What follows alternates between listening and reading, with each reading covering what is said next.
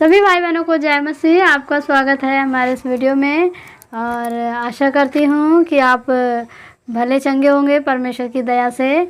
तो आज मैं आपके लिए जो वचन लेकर आई हूँ, जो वचन आज हमें परमेश्वर ने दिया है जानने समझने के लिए और उसका हमारे जीवन में क्या काम है, क्या लाभ होता है उससे।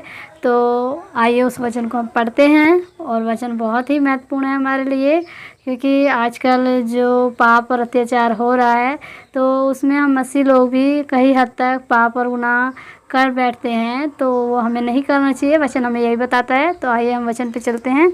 तो जब आप नए नियम से पहला पतरस उसके 2 अध्याय के 18वें पद से पढ़ते हैं तो वहाँ पर लिखा हुआ है, हे सेवको, हर प्रकार के भय के साथ अपने स्वामियों के अधीन रहो, ना केवल उनके जो भले और नम्र हों, पर उनके भी जो कुटिल हों। क्योंकि यदि कोई परमेश्वर का विचार करके अन्याय से दुख उठाता हुआ कलेश सहता है तो यह सुहावना है। हालेलुया। तो वचन हमें ये बताता है मेरे प्रिय भाई बहनों कि हमें जो है अपने सेवक मतलब हम जिस भी काम में जहाँ भी हैं, हम कलीसिया में हैं या अपनी दिनचर्या में या अपने जो हमारा ये घरेलू जीवन होता है या फिर हम जहाँ काम करते हैं वहाँ पर भी हमें अपने सेवकों मतलब हमें अपने स्वामियों के अधीन रहना है। अगर वो भले हैं और अच्छे हैं तो भी, लेकिन अगर कुछ निकम्मे हैं, कुछ बुरे हैं और कुछ कठोर हैं, कुछ अत्याचार करने वाले हैं, जो आपकी फीलिंग्स को नहीं समझते, तो उनके भी हमें अधीन रहना है परमेश्वर का विचार करके। क्योंकि परमेश्वर ने इसमें साफ सुथरी बात लिख दी है कि ऐसा करके ये सब चीज़ें अगर आप ऐसा करते हुए दुख उठाते हैं तो ये परमेश्वर आपके लिए कहता है ये आपके लिए सुहावना, यानी कि ये आपके लिए अच्छा है। वचन हमें यही बताता है। क्योंकि यदि कोई परमेश्वर का विचार करके अन्याय से दुख उठाता हुआ कलेश सहता है तो ये सुहावना है।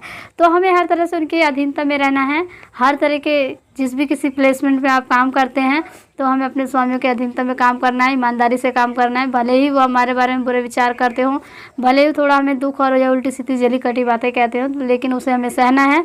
सहते हुए ये हमें दुख को धीरज के साथ सहते हुए कलेश को सहना है। तो ये हमारे लिए सुहावना है। सुहावना कैसे? जब आगे वचन पढ़ते हैं तो वहाँ पर लिखा है, क्योंकि यदि तुमने अपराध करके घूसे खाए और धीरज धरा तो इससे क्या बढ़ाई। अगर आपने गलती गुनाह करके अत्याचार सहा, जैसे आपने कोई गुनाह करा है तो आपको अगर पुलिस लेकर जाती है तो आपको जो सज़ा मिलती है तो आपके गुनाह की सज़ा मिलती है, तो इससे कौन सी बड़ाई।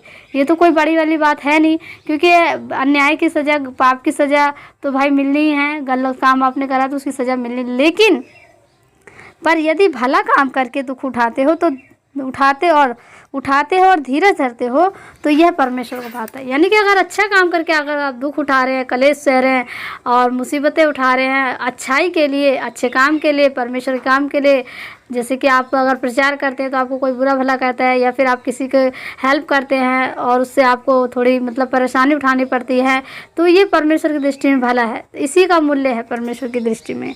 तो ये परमेश्वर को भाता है और तुम इसी के लिए बुलाए भी गए हो। यानी कि हम मसीह लोग इसी चीज़ के लिए बुलाए गए हैं। जो आज ये अत्याचार और ये जो परेशानियाँ उठानी पड़ रही हैं मसीह लोगों को, ये वचन पूरा हो रहा है। तो इसमें आपको घबराने की कोई बात नहीं है।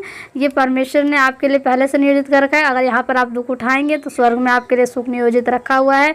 परमेश्वर ने भी दुख उठाया, प्रभु ने भी, जैसे कि आगे वचन में हमें लिखा है, क्योंकि मसीह भी तुम्हारे लिए दुख उठाकर तुम्हें एक आदर्श दे गया है कि तुम भी उसके पद चिन्हों पर चलो। क्योंकि तुम भी उनके पद चिन्हों पर, क्योंकि प्रभु ने कोई पाप नहीं किया, कोई गलती नहीं की, लेकिन फिर भी प्रभु ने गालियाँ सुनी और कोड़े खाए और ये सब इतना अत्याचार सहा, ताकि हम लोग भी अपने प्रभु की तरह पाप ना करने के कारण अत्याचार सहें और गलती ना करने के कारण कलेश उठाएं, अच्छा काम करके उठाएं। तो ये परमेश्वर को भाता है। परमेश्वर की दृष्टि में इसका बड़ा ही मूल्य है और आपके लिए ये सुख नियोजित है। तो मेरे मसीह भाई बहनों, आज जो कलेश सताव हो रहा है उसे आप सहिए। जो आपके साथ कलेश और ये सब बुरा व्यवहार करते हैं उनके लिए आप प्रार्थना कीजिए, ना कि आप उनसे बदला लीजिए, क्योंकि बदला लेना परमेश्वर का काम है।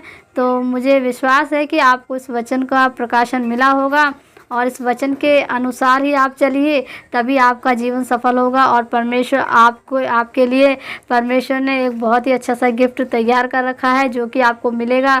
तो इसी तरह मैं आगे भी आपको वचन और परमेश्वर के कलाम को लेकर आऊँगी और आपको बताऊँगी कि परमेश्वर का वचन हमें क्या क्या बताता है, क्या क्या करना चाहिए, क्या नहीं करना चाहिए। तो हम मसीह हैं, हमें मसीहत में चलना है और परमेश्वर के बनाए हुए मार्गों पर चलकर हमें एक आदर्श रूप में परमेश्वर के पद चिन्हों पर चलना है। तो अगली वीडियो